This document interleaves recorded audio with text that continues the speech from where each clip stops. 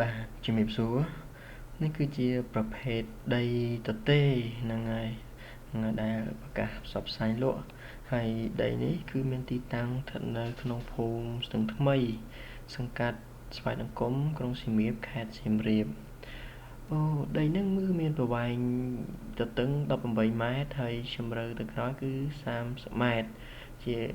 ប្លង់រឹងប្លង់ LMAP ដែលមានទំហំនៅក្នុងប្លង់គឺ446ម៉ែត្រការ៉េហើយតម្លៃដែលយើងប្រកាសលក់គឺ$11,000ហ្នឹងហើយសូមបញ្ជាក់គឺ$11,000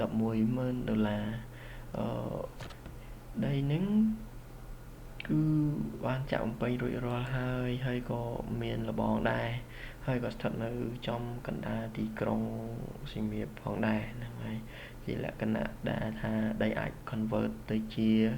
លក្ខណៈ boutique ជាលក្ខណៈ villa ឬក៏ច្នៃចេញជាបន្ទប់ឬក៏ជា apartment សម្រាប់ដាក់ជួលក៏បានហើយអាចបំពេញមុខងារច្រើនទៀតដែរសម្រាប់គោលបំណងនៃការរកស៊ីរបស់បងប្អូនហើយយើងមើលរូបភាពផ្សេងៗនៅក្នុងបរិវេណដីហ្នឹងអូខេចាក់បំពេញរួចរាល់ហើយនឹងអាចច្រកចូលទៅគឺដីហ្នឹងគឺនៅផ្លូវចុងក្រោយគេតែម្ដងហ្នឹងហើយយើងមើលទៅលើប្លង់ហ្នឹងគឺប្លង់ LMAP